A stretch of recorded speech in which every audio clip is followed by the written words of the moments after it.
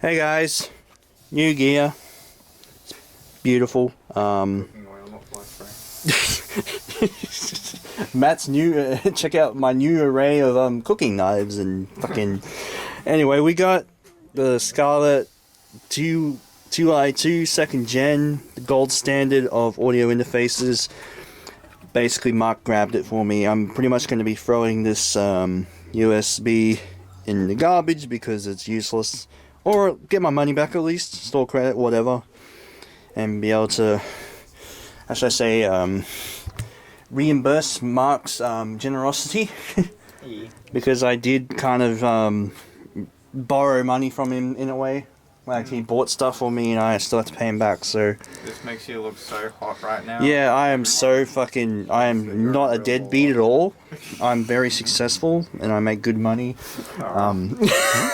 Anyway, well, I'm just gonna get around to setting this up and I'll see what happens. Real quick, I forgot to check. Oh, it says second generation on the box. Yeah, thank God. Everyone says this first generation sucks, and I agree. They improved a lot with this version of the... Look at just how impressive that looks. It feels really sturdy.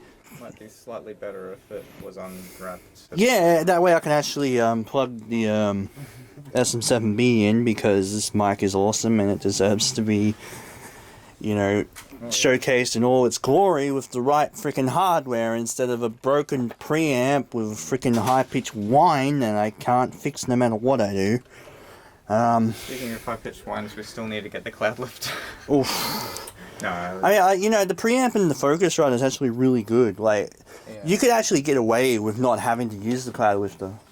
Like, but it's still recommended. I mean, that way you can actually dial the gain back, and you know, there you go.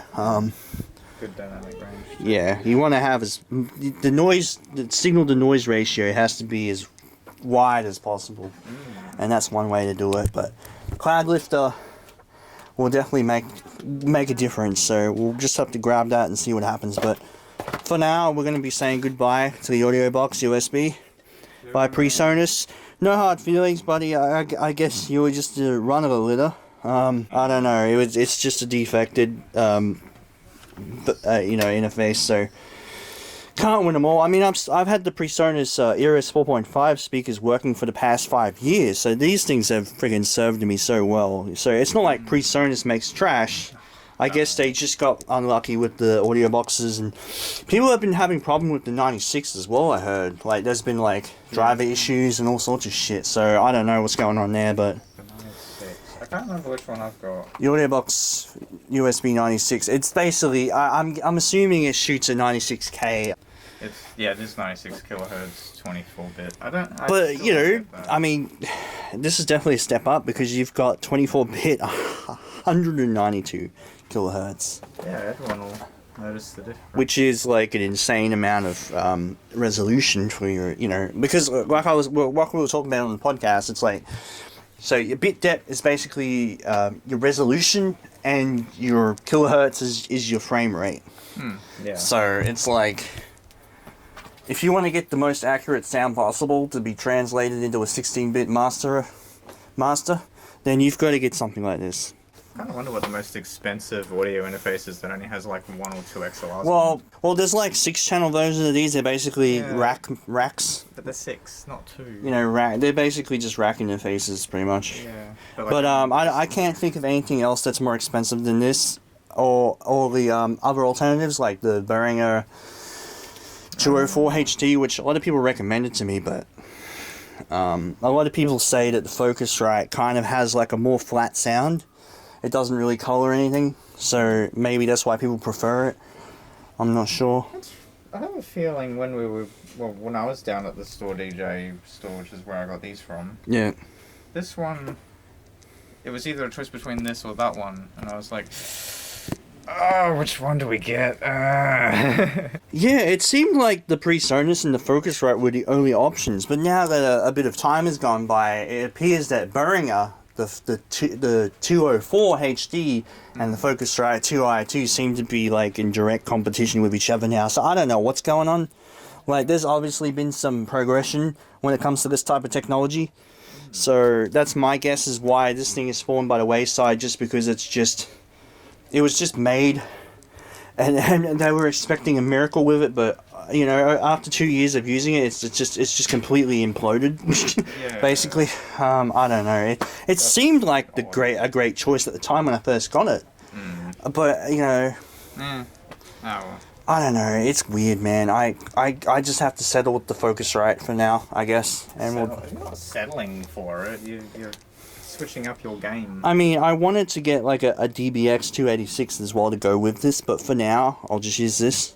Yeah. Because I currently do not have hundreds of dollars to throw around at people, so I have to just wait. But, I mean, it was hard enough getting my hands on this thing. Now, oh yeah, that's another thing. I wanted to get like a monopod for my camera. Oh, So yeah. I could probably grab one for like 29 bucks and be able to just sit it here somehow. Yeah. That could definitely work. And I also need to get like a cheap, like a boom arm for the SM58, like this one. That way, whenever you come around, you don't have to worry about this damn thing getting in the way. Not in the way. I'd go for a $35 mic stand if you really. What about an $11 one? Oh. From Amazon Basics. Oh. You know, it could work. I mean, I've heard okay things about the Amazon. I mean, you know what's sad? I've still got that I Love Rode microphone sticker on the wall, and here I am with a Soros 7B. Yeah. I really love the Rode. Now just put like a Shaw sticker over the top of it. Oh. That would complete that. I need to do that when I get time. That would be amazing. Permanent marker. Like that would be like the ultimate meme. Yeah. Pretty. Aw. Because the NT1, as great as the mic is, like it does a terrible job at rejecting noise. But that's what condensers are designed to do: pick up fucking everything. Yeah. So it's like, well, what do you expect, Matt? You dickhead. But you know, and but for a room like this, when I've done everything in my power to treat it, yeah, I still get some form of reverb with the NT1. It's like, fuck it, I'll just drop fucking $600 on a fucking SM7B. It basically sounds exactly like the Rode. Well, that's debatable, but Yeah. I mean, it's flat, so you get a flat sound, and you know, and it's also really rugged and easy to use. So Very flat. we'll just have to see, I guess. Anyway, that's the thing.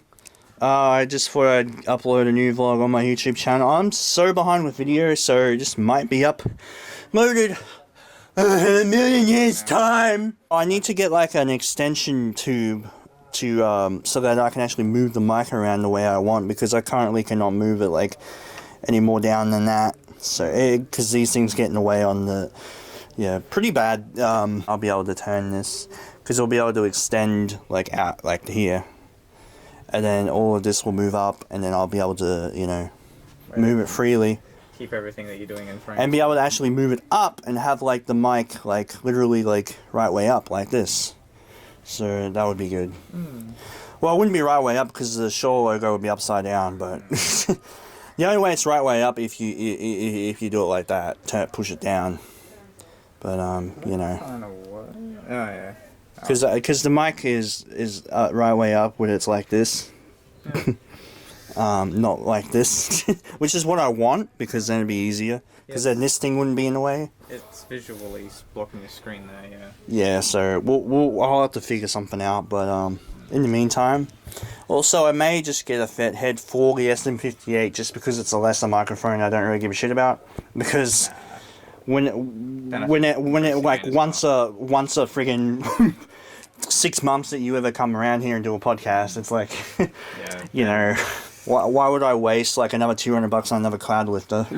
Nah, not like you want another one of those. When I can just get a fed head for like literally $80 Yeah. and whatnot. And you're probably not going to increase the gain on the second mic. It also occurred. Sorry to cut you off. It also occurred to me that you can actually get a fed head phantom, which can actually boost the condenser. Yes. So if you Right, that's have like a noisy preamp like this piece of shit, then you could actually at least alleviate some of that noise. Yeah. But you know, condensers are really sensitive, but they're not that sensitive. They're actually really quiet, so you still need a lot of gain. So, electrostatic, but not as bad.